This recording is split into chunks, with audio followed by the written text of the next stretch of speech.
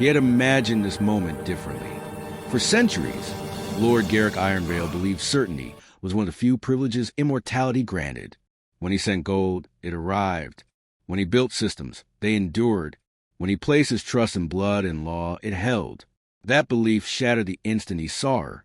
The room was small, lit by a flickering fluorescent bulb that hummed like it was tired of trying. Rows of metal-framed beds filled the space, each separated by nothing more than a few feet of quiet resignation. And on one of them sat a girl who should never have been there. Melissa Ironvale. She was perched on the edge of the thin mattress, knees pulled in, shoulders tight. A worn backpack rested in her lap, both arms wrapped around it like it was the only thing in the world that belonged to her, not casually held, gripped, as if letting go meant losing whatever safety she had left. She didn't look up when Garrick entered. She didn't sense him the way vampires sense one another. To her, he was just another adult passing through, another stranger who might ask questions she didn't want to answer. The realization struck him hard. She didn't know him. Not really. The granddaughter he had protected from afar, the child whose future he had funded with vast, carefully structured fortunes, sat less than 10 feet away and felt completely alone in the world. Garrick stood frozen, the weight of centuries pressing down on him in a way no battlefield ever had. He had faced executioners, hunters, traitors, entire councils united against him. None of them had ever made him hesitate like this. Because this wasn't an enemy. This was a consequence. Her clothes were clean but worn thin, the kind that had been washed too many times because there was no money to replace them. Her shoes were scuffed, soles uneven. She looked older than her years in the way only children forced to be careful learn to look. When she finally glanced up, her eyes sharpened instantly. Not fear, calculation. She took him in quickly. His coat, his posture, the fact that he didn't belong here. Her grip on the backpack tightened just a little more. "Yes?" she asked, guarded, already preparing herself for disappointment. The sound of her voice did something Garrick had not expected. It stripped away the centuries. He had heard generals beg and kings threaten. He had listened to lies delivered with confidence and truth spoken through rage. But this voice carried something quieter and far more dangerous.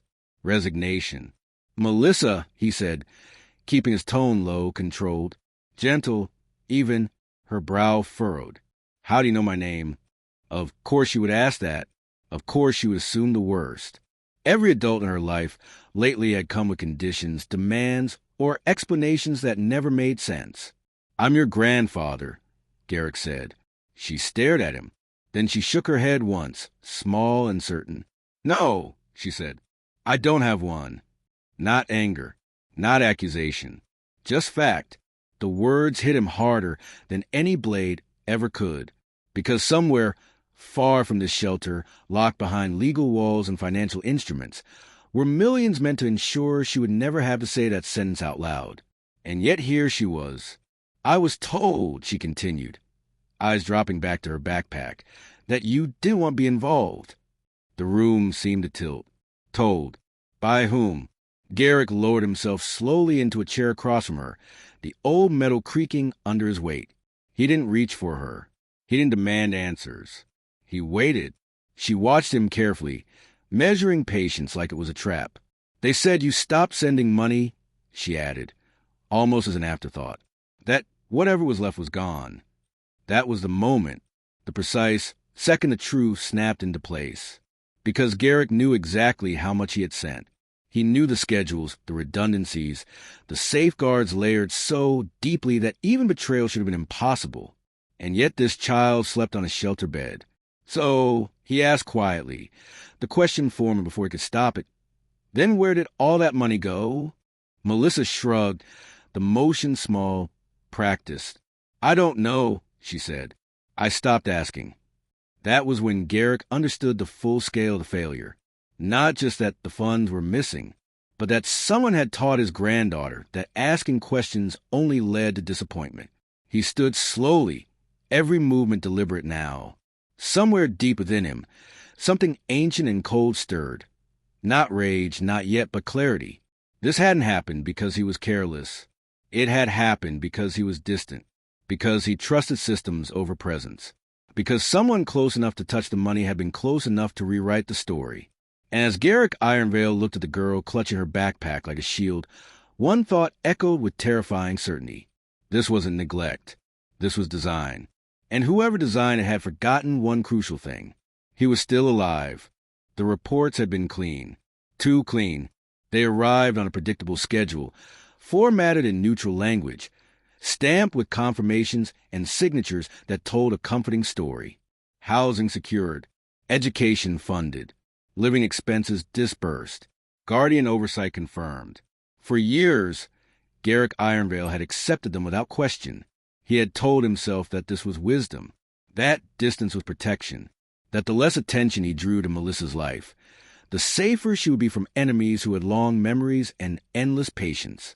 But standing in that shelter, with the sound of coughing down the hall and the hum of failing lights above him, the reports felt like lies written in polite ink. After Melissa was escorted to a quieter office to rest, Garrick stepped outside and made one call. Victor Hale answered on the first ring. "Tell me everything," Garrick said.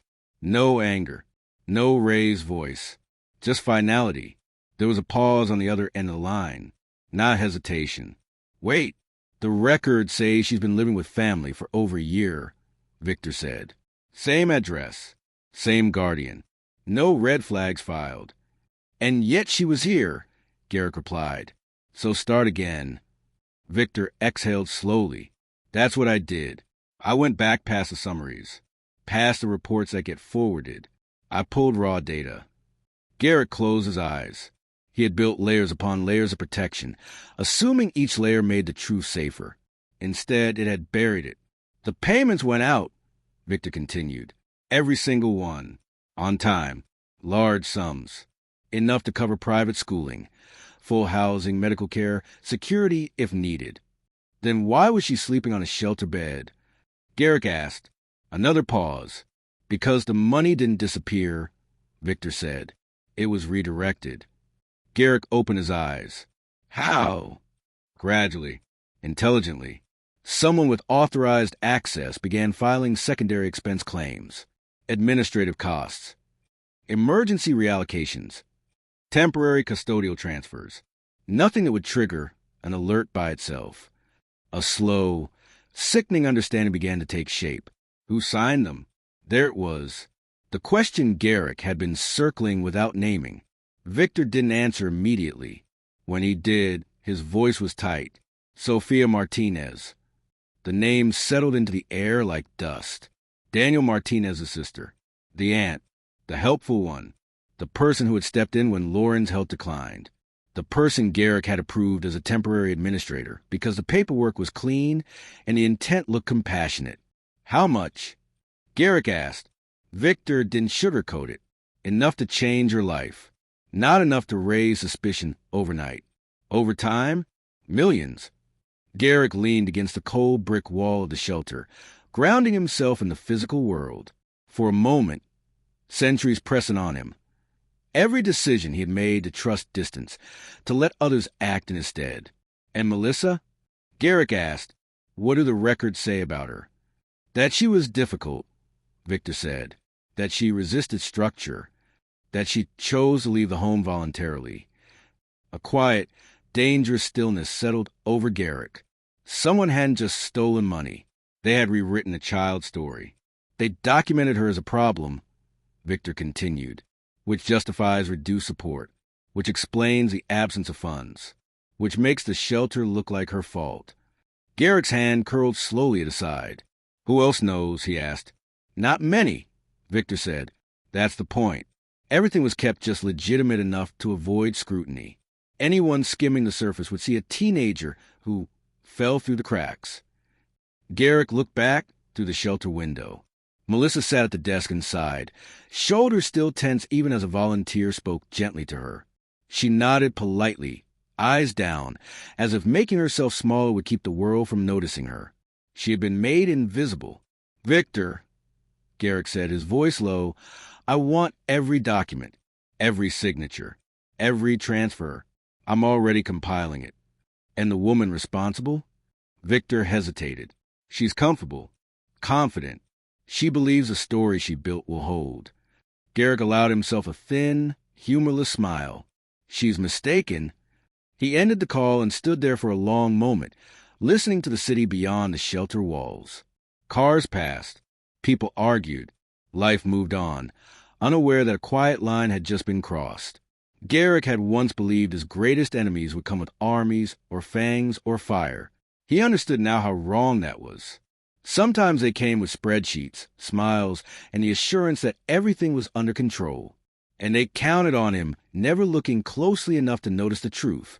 That mistake would not happen again. Distance had once felt like mercy. Years earlier, when Lauren Ironvale stood in the candle hall of Ironvale with an infant in her arms, she understood the danger better than anyone. She had seen what followed Garrick's name through centuries. Enemies who waited, grudges that never aged, violence that arrived quietly and stayed forever. She was human. Melissa was human. Fragile in ways Garrick could never be. "I don't want her raised in shadows," Lauren had said then, her voice steady even as her hands trembled. "I want her to have a normal life. School, friends, sunlight." Garrick remembered the way he had looked at his daughter-in-law that night.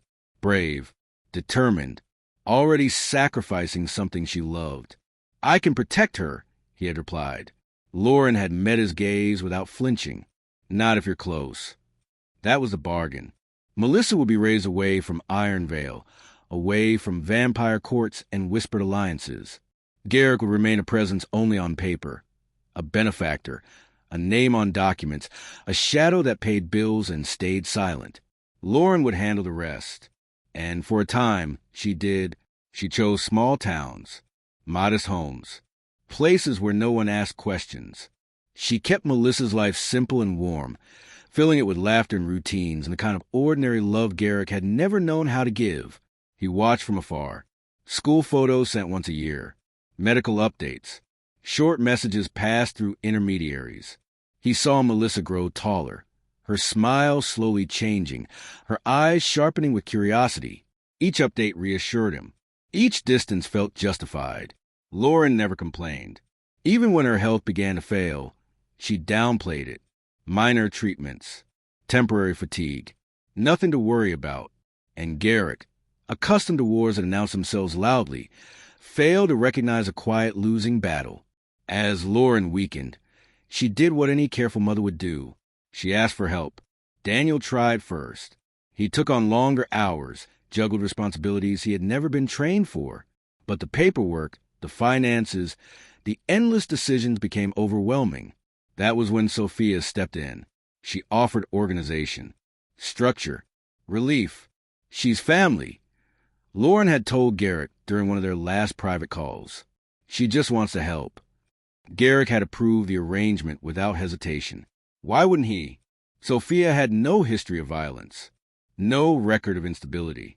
She presented herself exactly as someone trustworthy would, concerned, capable, eager to shoulder responsibility. And Garrick, believing his role was to stay invisible, stayed exactly where he was. Lauren grew weaker. Her letters became shorter, her voice softer. Still, she never accused, never raised alarms. She trusted the systems Garrick had built, trusted that money equaled safety. She never imagined that protection could be hollowed out from the inside. The last message Garrick received from her was brief. "Melissa's growing up beautifully," Lauren had written. "She still talks about you, even though she's never met you properly. I think she believes you're watching over her." That sentence haunted him now, because he had been watching, just not closely enough. Distance had kept enemies away. It had kept attention low. It had kept Melissa out of vampire politics and immortal grudges. But it had also done something else. It had left room for someone else to step in, room for lies to form unchecked, room for a child to be told, slowly and convincingly, that the one person with the power to help her had chosen not to. As Garrick stood in the present, the weight of that realization settled heavily on him. Distance had not been neutral. It had been an opening, and someone had walked straight through it. The trust had been Garrick's answer to uncertainty. He had built it the way he built everything. Layered, insulated, designed to survive him if necessary. It wasn't just one account, but a web of funds spread across institutions and jurisdictions. protected by legal language so dense it discouraged curiosity. The money moved on schedules that never changed: education stipends, living expenses, medical reserves, emergency funds that were never meant to be touched unless something had gone terribly wrong. In Garrick's mind, it was flawless. He didn't hand over cash. He handed over structure, a future that couldn't be interrupted by circumstance or cruelty. Lord had signed initial documents with relief, not greed. Daniel had reviewed them carefully, asking questions Garrick respected. Everything about the arrangement had felt responsible, thoughtful, human proof, Garrick had once thought. What he failed to account for was familiarity. When Lauren's health declined, the trust adjusted automatically. Guardianship permissions expanded. Administrative authority widened just enough to allow flexibility. On paper, it was compassion written into code. That was the opening. Sophia didn't storm through it. She stepped carefully, politely, with paperwork in hand. At first, the changes were small. Reimbursements for temporary expenses. Payments rerouted to cover logistical support. Nothing permanent. Nothing suspicious. Every form carried Lauren's authorization, or what appeared to be it. Signed during hospital stays, moment of exhaustion, times when saying no took more strength than she had left. The trust responded as it was designed to. It obeyed. Sophia learned quickly how it worked, which thresholds trigger reviews, which categories were loosely monitored. She never emptied an account. She thinned them. She spread transactions out, let months pass between adjustments. She treated the trust the way termites treated wood, never loud, never fast, always patient. And when questions arose, she answered them before anyone thought to ask. Melissa needs stability. The household expenses have increased. Medical care isn't cheap. All of it was true, just not in the way it sounded. When Daniel struggled to keep up, Sophia positioned herself as a solution. She handled bills, organized documents, took calls no one else had time for. To the outside world, she looked like a woman holding a fractured family together. To the trust, she looked authorized.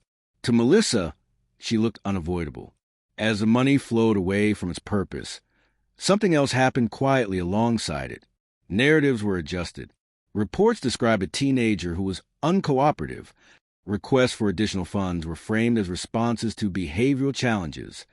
Support was reduced gradually, always justified, always accompanied by language that suggested the problem wasn't the system. It was the girl. The trust didn't argue. It was never designed to protect against stories. By the time Lauren passed, the structure Garrick had built no longer pointed toward Melissa's well-being. It pointed toward Sophia's control. And Melissa felt it before she understood it. Opportunities disappeared. Promises softened into excuses. Questions were met with irritation. Every need became a burden.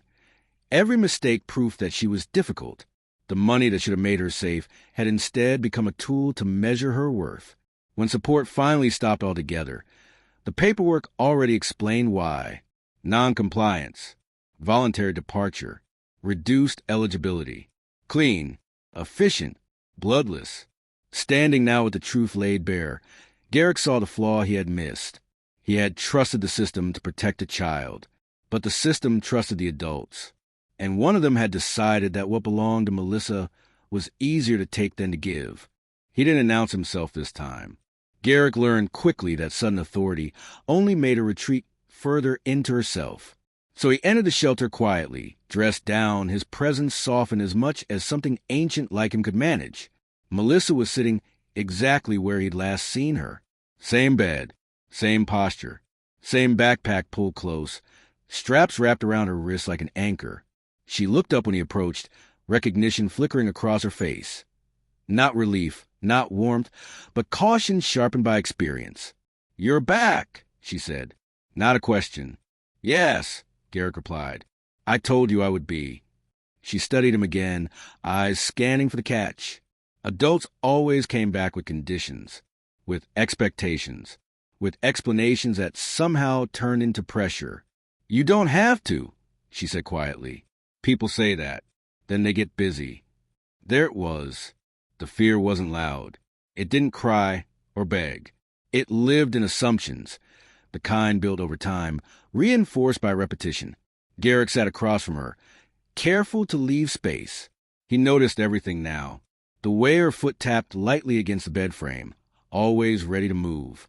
The way she angled her body so she could see the door without turning her head. The way she never fully relaxed her hands. She was prepared to leave at any moment. "I won't disappear," he said. She gave a small, humorless smile. "That's what they all say." He didn't correct her.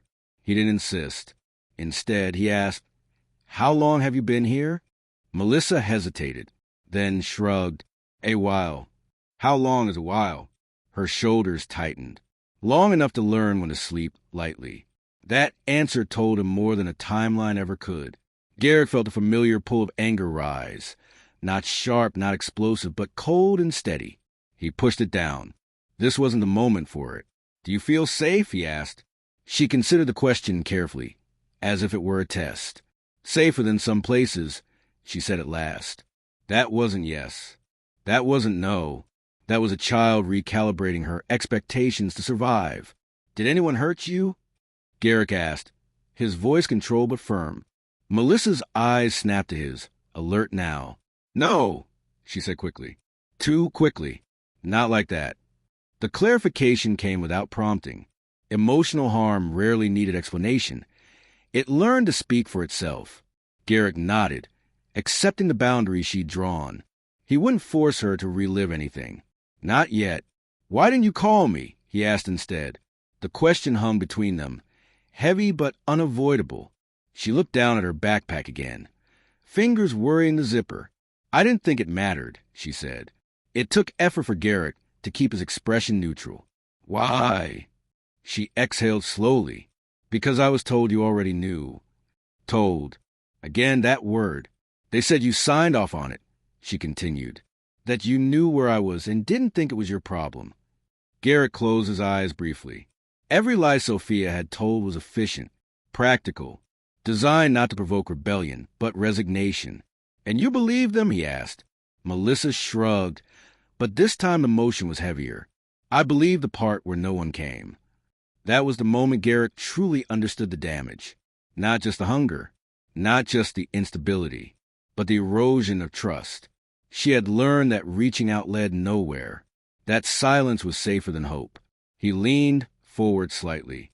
"Melissa," he said, "nothing about this was your fault." She didn't respond. He tried again. "You didn't fail anyone. You weren't difficult. You weren't unwanted." Her jaw tightened. "That's not what I was told." "I know," Garrick said softly. "That's why I'm telling you something different now." She looked at him then, really looked at him, searching for inconsistency, for cracks in the promise. "And what if you're wrong?" she asked. "What if you leave too?" Garrick didn't answer immediately. Instead, he reached into his coat and removed a simple object, not jewelry, not something valuable. Just a small, old ring worn smooth with age. "I've had this for a very long time," he said, placing it on the table between them.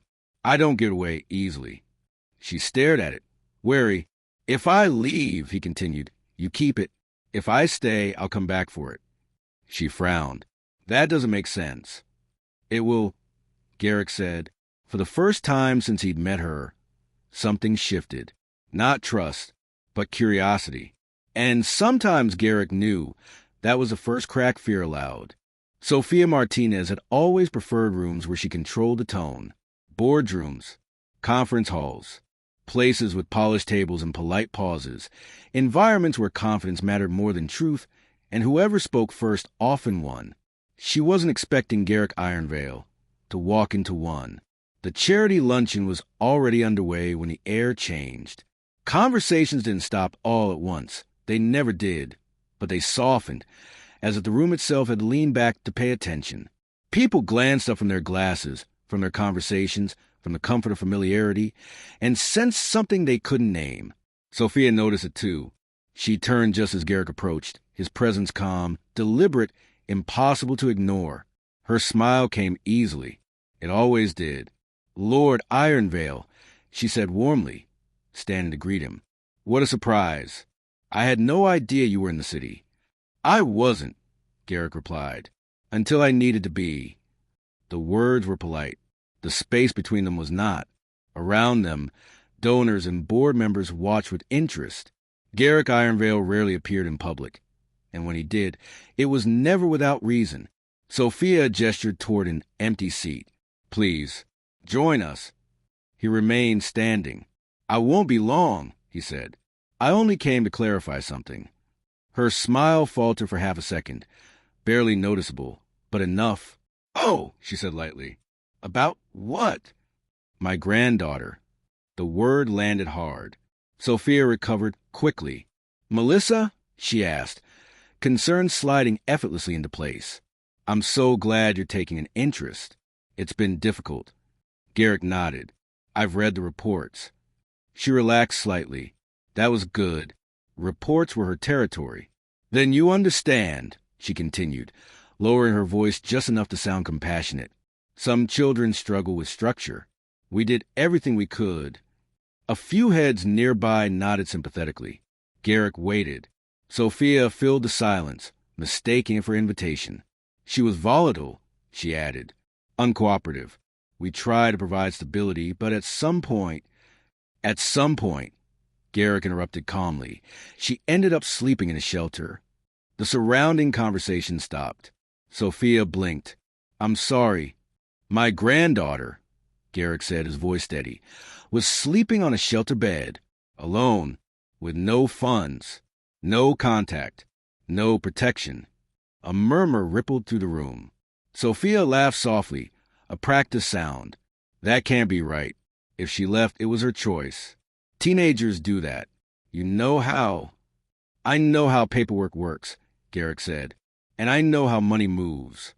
Her smile tightened. I also know, he continued, that every reduction in support was authorized by you. The air felt heavier now. People were listening openly. Sophia straightened her shoulders. I was acting in her best interest. Then explain, Garrick said, why millions intended for her care were rerouted under your supervision. A board member shifted uncomfortably. Someone set down a glass. Sophia's expression cooled. This isn't the place for this conversation. It's exactly the place, Garrick replied, because you didn't hide this in darkness. You hid it in plain sight. She shook her head, feigning disbelief. You're accusing me of theft? Of neglect? I stepped in when no one else would. Garrick leaned slightly closer, his voice dropping just enough to demand attention. You stepped in, he said, and stepped between a child and her future. Silence. Sophia felt it then, the shift, not outrage, not fear, scrutiny. People weren't reacting yet, but they were recalculating, replaying past assumptions, wondering what else they had missed. This is absurd, she said sharply. You can't just walk in here and rewrite reality. Garrick met her gaze. I don't need to, he said. You already did. He turned slightly, addressing the room now. I trusted family to act with integrity, he said. That trust was misplaced. The truth will be addressed through proper channels. Sophia's voice rose. You're making a spectacle. No, Garrick replied. I'm ending one. He nodded once to the room, then walked away. Behind him, Sophia stood frozen, still upright, still composed, but for the first time, her confidence had no audience to lean on. The story she had built so carefully had been cracked, and cracks had a way of spreading. The evidence didn't arrive all at once. It came in layers, each one quieter than the last, each one harder to deny. Victor Hale spread the documents across the long table in Catherine Yates's office, arranging them not for drama, but for clarity. Bank transfers, authorization forms, audit trails that didn't scream crime until you followed them long enough to see the pattern. This wasn't a smash and grab, Victor said. It was a slow bleed. Catherine didn't respond immediately. She adjusted her glasses and leaned closer, tracing dates with her finger. She never triggered an alert, she murmured. She knew exactly where the thresholds were. Garrick stood nearby, silent, watching. Each document confirmed what he already knew, not emotionally but factually. The trust hadn't failed. It had functioned perfectly. It had done exactly what it was told to do by someone who understood how to speak its language. Sophia had never taken money directly labeled for Melissa. She had redirected it. Household management fees, administrative compensation, consulting expenses tied to guardianship duties, all technically allowable, all devastating in effect. But the financial records were only the beginning. Detective Mara Collins joined them later that afternoon, carrying a thin folder that looked deceptively light. "This is the part that won't show up on a balance sheet," she said, setting it down. Inside were school records, counseling notes, incident reports that had never been forwarded beyond local systems. Patterns emerged quickly.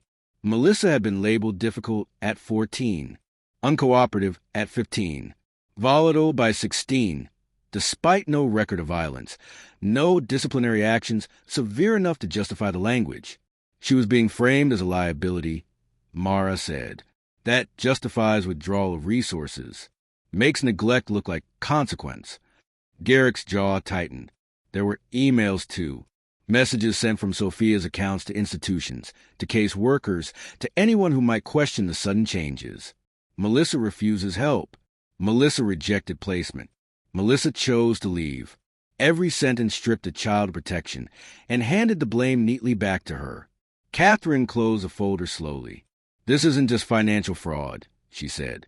"It's coercive control, emotional abuse, neglect documented as choice." Victor nodded. She created a narrative and then fed it to every system that mattered. Garrick thought of Melissa's words. "I stopped asking." That wasn't coincidence. That was conditioning. There were smaller details, too. The kind that hurt more, because they were unnecessary. Requests for school supplies denied, while Sophia purchased luxury items under household expenses. Medical funds rerouted, while Melissa missed appointments.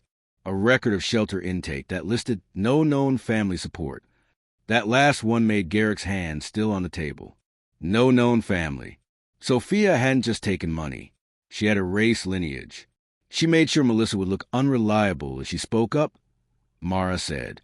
And by the time anyone looked closely, the story was already written. Catherine gathered the files into neat stacks. "This will hold," she said. "In court, in public. There's no plausible deniability left." Garrick exhaled slowly. He felt no satisfaction, no triumph, only the weight of certainty. Sophia hadn't acted out of desperation or momentary greed. She had acted with patience, with planning, with the confidence that no one powerful enough would ever look closely. She had been wrong. And now the truth stood assembled, not as an accusation shouted in anger, but as a quiet, undeniable record of what happens when trust is treated as opportunity. The system had finally done something Garrick had once believed it always would. It had told the truth. And that truth was about to take everything from the person who had tried to bury it. The collapse didn't come with shouting or spectacle. It arrived in envelopes, notifications, and phone calls that stopped being returned. Sophia first noticed it when her accounts froze without warning. One moment she was checking balances out of habit. The next she was staring at a red notice informing her that access had been temporarily restricted pending review. She refreshed the screen twice, certain it was a mistake. It wasn't. By the end of the day, her credit cards declined. Not dramatically, just quietly at grocery counters and gas stations, where the pause was long enough for cashiers to look at her differently. She told herself it was procedural, a misunderstanding.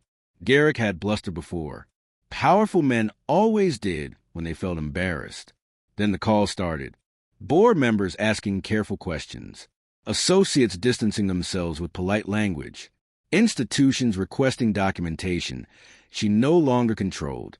Every system that had once trusted her now required proof, and she had none. Catherine Yates moved efficiently. Motions filed. Assets frozen. Guardianship authority revoked. Each action clean, legal, irreversible. Detective Collins followed with her own steps. Interviews, subpoenas, official language that didn't accuse but recorded. Sophia was no longer being confronted. She was being documented. Her lawyer tried bravado first. Then delay. Then silence. The story Sophia had curated for years unraveled faster than she expected. Once scrutiny began, People started comparing notes, remembering inconsistencies, questioning decisions they had once waved through. The image of the selfless ant cracked. Underneath it was a woman who had benefited from every choice that left a child with less. The media didn't descend in a frenzy. There was no scandal headline splashed across screens, just a brief mention, a legal notice, a quiet acknowledgement that funds had been misappropriated. Sophia hated that most of all. She had always imagined her downfall, if it ever came, would at least be dramatic. Instead, it was dull, lonely. She sat in her apartment one evening, boxes stacked near the door, electricity shut off hours earlier. The space felt smaller without the illusion of permanence, without the money that had padded every mistake. Her phone buzzed once. A single message from an old associate. I can't be involved. No anger. No argument. Just absence. Meanwhile, Garrick watched none of it. He didn't need to. Justice, he had learned, didn't require his presence to be effective. It required restraint. Structure. Letting consequences unfold exactly as designed. Sophia lost her access, her credibility, her story, and in the end, that was what destroyed her most completely. Because everything she had taken from Melissa, safety, certainty, belonging, she lost the same way. Quietly, without anyone rushing in to help, without anyone believing she deserved more than what remained. When it was over, Sophia was not defeated by power. She was undone by truth, and there was nothing left she could steal from it. The car passed through the gates without stopping. Melissa noticed that first. She had expected questions, checkpoints, someone asking for permission. Instead, the iron gates parted smoothly, silently, as if they had been waiting for her. Ironvale rose ahead of them, dark stone against the pale sky, ancient and impossibly still. It didn't look like the places she had imagined when she'd heard the name whispered in half-truths. There were no torches, no guards pacing with weapons drawn. It felt quiet. Melissa sat rigid in the back seat, hands folded tightly in her lap. Her backpack rested at her feet out of habit more than necessity now, though she hadn't let out of reach since the shelter. Old instincts didn't fade just because the world changed. Garrick noticed. He didn't comment. When the car stopped, he stepped out first and waited for her, not as a king receiving an heir, but as someone making sure she wasn't alone when she crossed the threshold. "You don't have to stay," he said gently. "Not if you don't want to." Melissa looked up at the towering structure, then back at him. "I want to know," she said, "even if I don't stay." That was enough. Inside, Ironvale wasn't cold the way she expected. The halls were wide but not empty, lit softly, designed for patience rather than intimidation. Time lived here differently. She could feel it in the stone beneath her feet, not pressing down, but holding steady. "This is where my mother lived?" she asked. "For a time," Garrick said, "before she chose a quieter life." Melissa absorbed that silently. Every step forward felt like reclaiming something she hadn't known she was missing. They stopped in a room filled with light. Tall windows, shelves lined with books, old and new intertwined. No throne, no grand display of power. "This was meant to be yours someday," Garrick said. "Not as a burden, as an option." She turned to him sharply. "You mean I was supposed to grow up here?" "No," he said. "You were supposed to grow up safe." He paused, choosing his words carefully. "You were kept away because of what I am," he continued, "not because of what you are." Melissa's chest tightened. All her life, she had been told absence meant rejection, that silence meant disinterest. That distance was proof she didn't matter. "And the money?" she asked quietly. "The trust?" "It was always yours," Garrick said. "Every part of it. It was meant to remove fear from your future, not create it." She looked down, anger flickering beneath the surface, sharp and unfamiliar. "So none of it was because I wasn't good enough?" "No," he said immediately. "It was never you." The words landed slowly, like something fragile being set down after years of carrying it wrong. Garrick led her deeper into Ironvale, not to impress her, but to show her truth. Records, letters from Lauren, accounts written in her mother's hand, proof that she had been loved fiercely, even when strength failed. Melissa read in silence, tears slipping free without warning. "She wrote about me like she was sure I'd be okay," Melissa whispered. "She was," Garrick said, "because she believed you would one day know who you are." Melissa closed the book, hands trembling. "And who is that?" she asked. Garrick met her gaze. "You are not a mistake," he said. "You are not a burden. You are not a forgotten child who survived by accident." He let the words settle before continuing. "You are Ironvale, by blood, by choice, and by right." Melissa exhaled shakily. For the first time, the story of her life rearranged itself. She wasn't a girl who had been abandoned. She was a girl who had been protected imperfectly and found anyway. And as she stood within the walls that had once felt like a myth, Melissa realized something quietly powerful. She hadn't come here to be rescued. She had come here to return. Melissa didn't change all at once. There was no sudden confidence, no dramatic declaration of who she would become. Power didn't arrive like a lightning strike. It arrived quietly, the way trust did, earned in small moments, reinforced by consistency. She began by observing. Ironvale was alive in ways she hadn't expected, not with noise or command, but with responsibility. People moved with purpose here. Decisions carried weight. Nothing was done simply because it had always been done that way. Garrick didn't place her at the center of it. He placed her beside him. She listened as disputes were settled, watched how resources were allocated, learned why some choices required patience instead of force. Garrick explained everything, not as lessons, but as truths he wished someone had once explained to him. "This isn't power," he told her one evening, gesturing toward a ledger spread across the table. "This is obligation." Melissa absorbed that word, obligation. For most of her life, obligation had meant burden, something she was accused of being, something she was told she caused. Here, it meant the opposite. It meant responsibility to others. Slowly, she began to speak.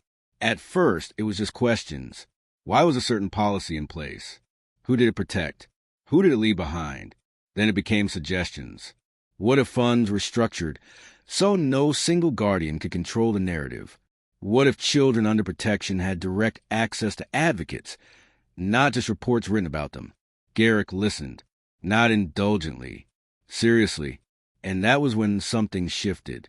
Melissa realized she wasn't being humored. She was being heard. The first time she accompanied Garrick to address the council, her hands shook.